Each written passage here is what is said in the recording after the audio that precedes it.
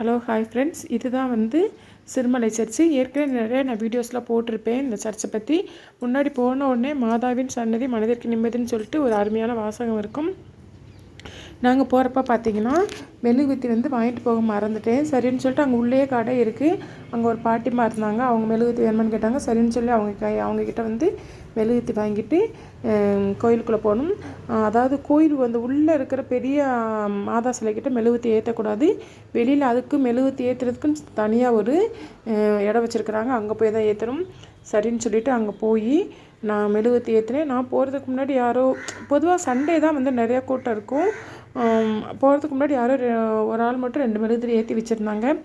சரின்னு சொல்லிவிட்டு நானும் போய் கொண்டு போன மெழுகுதிரியை 3 மெழுகுதிரி இங்கேயும் 3 மெழுகுதிரி அங்கிட்டு அந்த சைடு பார்த்திங்கன்னா ஏசப்பா அப்படியே சிலுவையில் அரைஞ்ச மணிக்க அந்த சிலையை பார்க்குறதுக்கே அப்படியே நம்மளுக்கு அப்படியே கண்ணில் இருந்து என்ன சொல்கிறது, கண்ணீர் விடுகிற மாதிரி இருக்கும்.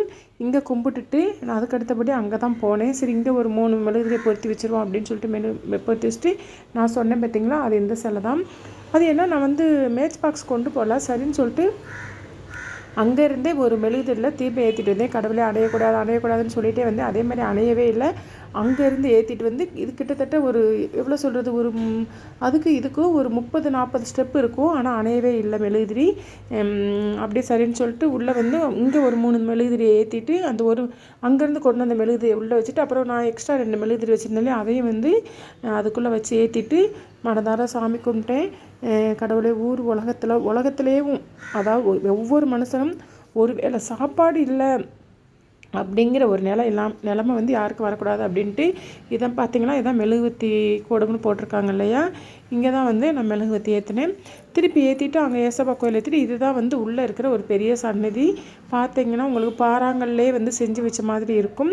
சரின்னு சொல்லிட்டு இங்கே போய் முழங்கால் போட்டு ஒரு 1/4 மணி நேரம் மனசில் உள்ள எல்லா விஷயங்களையும் கடவுள்கிட்ட முறையிட்டுட்டு உட்காந்து முழங்கால் போட்டு ப்ரேயர் பண்ணிகிட்டு இருந்தேன்.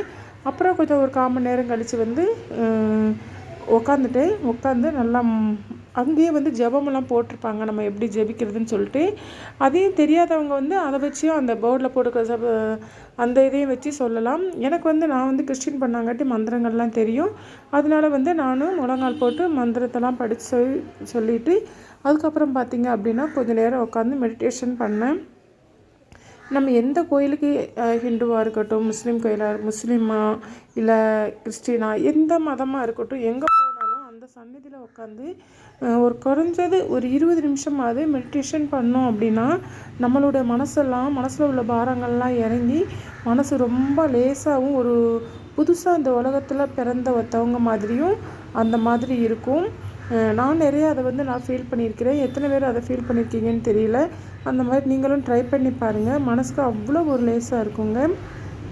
சரின்னு சொல்லிட்டு நான் மெடிடேஷன் பண்ணிட்டு இருந்தேன். எங்கள் வீட்டுக்காரர் உட்காந்து கொஞ்சம் நேரம் அவரும் மெடிடேஷன் பண்ணிகிட்டு இருந்தார். அப்படி இதெல்லாம் முடிஞ்ச உடனே சரி வீட்டுக்கு போகணுன்னு சொல்லி கிளம்புற நேரத்தில் நான் சொல்லக்கூடாதுன்னு நினைக்கிறேன், இருந்தாலும் சரி நான் சொல்கிறேன். அப்போலாம் என்னன்னு தெரியல, சர்ச்சிலேருந்து வீட்டுக்கு கிளம்புற நேரத்தில் பார்த்திங்கன்னா எனக்கு ஒரு ஃபோன் கால் வந்தது. எப்போயோ ஒரு 2 இயர்ஸுக்கு முன்னாடி கோயம்புத்தூரில் இருக்கிற ஒரு சில்ட்ரன்ஸ் ட்ரஸ்ட்டுக்கு நான் ஹெல்ப் பண்ணேன். அவங்க எப்படின்னு தெரில, இந்த 2 இயர்ஸ் கழித்து எனக்கு கால் பண்ணி ஹாப்பி பர்த்டே சிஸ்டர், உங்களால் முடிஞ்ச ஏதாவது உதவி இருந்தால் ட்ரஸ்ட்டுக்கு செய்யுங்கன்னு சொன்னாங்க.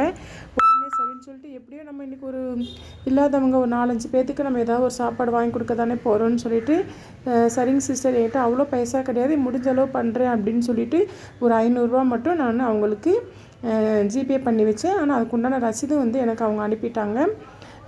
இப்படி தான் இன்றைக்கி என்னோடய பிறந்த நாள் மதியம் முடிய போச்சு. மதியத்துக்கு மேலே என் பொண்ணு வந்ததுக்கப்புறம் நான் என்ன செய்கிறேன் அப்படிங்கிறத அடுத்த வீடியோவில் போடுறேன். Okay friends, okay, by.